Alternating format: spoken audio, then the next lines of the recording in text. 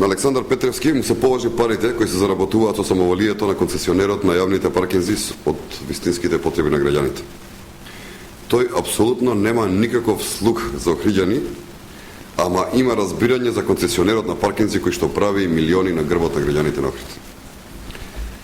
Александар Петревски прво јавно се жалеше за неуспесите и промашувањето од својата работа.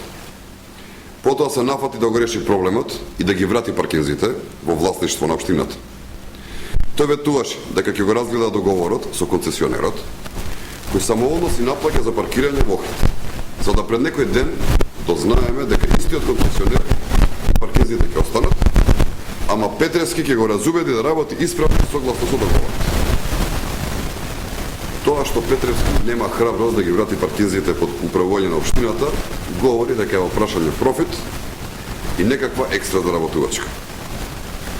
Паркинзите во Охрид се во надлежност на општината Охрид. Александар Петревски, како градоначалник и прв човек на општината Охрид, е тој кој што му дозволи на концесионерот да се однесува деспотски и да ги ограбува буквално граѓаните и туристите. Овде се работи за милионски профит, овозможен од градоначалникот на Охрид Петревски. Додека Петревски го разубедува и моли концесионерот да работи согласно договореното, граѓаните на Охрид плаќаат најскап паркинг во Европа. Петревски, наместо да калкулира, треба веднаш да го раскине договорот со концесионерот на паркинзите и да воспостави ред во градот Охрид.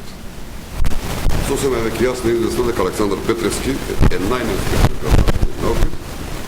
Штетите од неговото 8-годишно владење се огромни за градот и иднината на Охрид заради него е нарушена и крајно неизвестна.